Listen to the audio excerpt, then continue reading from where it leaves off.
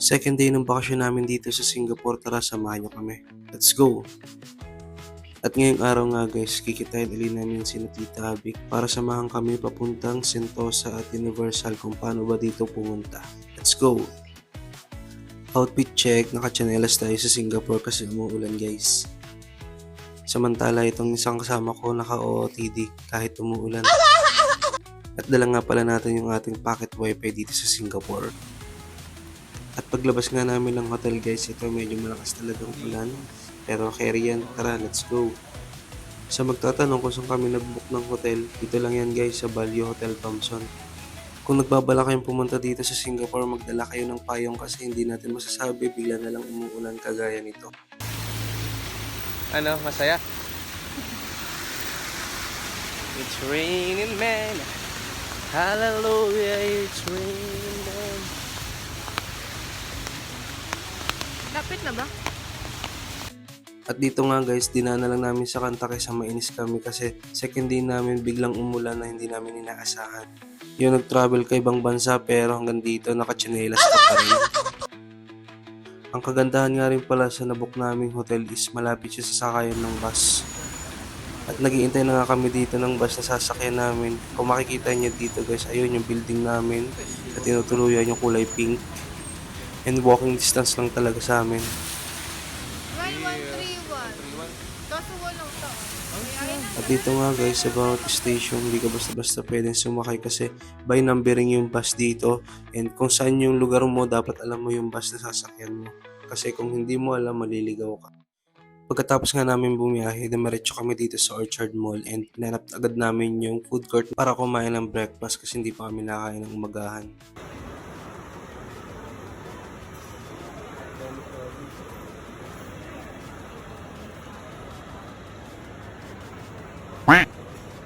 Ginagawa mo!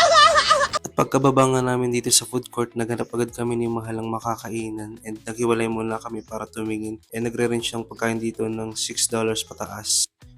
At dito nga guys, nag-CR muna ako bago kami lumakad uli and guys, ang ganda ng CR nila and sobrang lamig and napakabango. At nandito na nga pala tayo guys sa Ion Sky at wala nga palang bayad dito guys ang pagpunta. Oo guys, free dito and wala kang babayaran na kahit magkano. Kung mahilig ka nga rin mag picture, bagay sa iyo ang spot na to.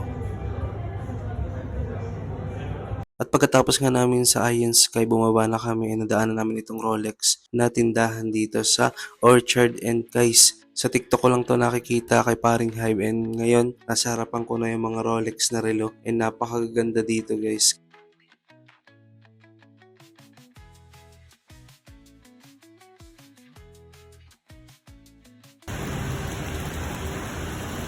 At paglabas nga namin ng mall, sobrang lakas pa rin ang ulan guys. And good thing guys, may dala kaming payong kaso isa nga lang. At dito nga guys, hindi mayaoran ni Malang maayos yung kanyang outfit na suot kasi nga sobrang ulan dito sa Singapore.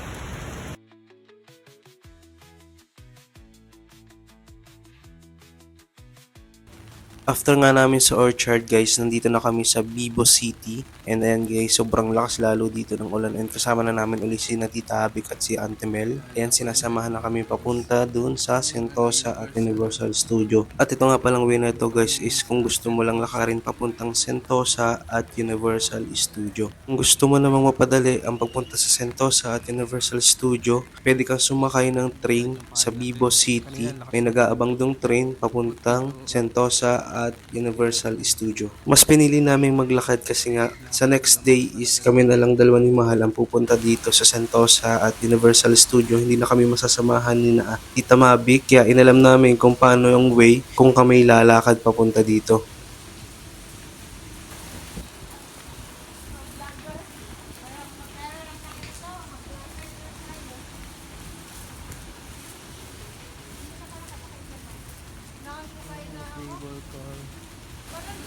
At tulad nga guys na sinabi ko kanina, kung gusto mong mapadali ang pagpunta sa Sentosa at Universal Studio, yung nakikita mo train na yan, papunta yan doon and libre lang yan. And yung pabalik guys, yun yung may bayad.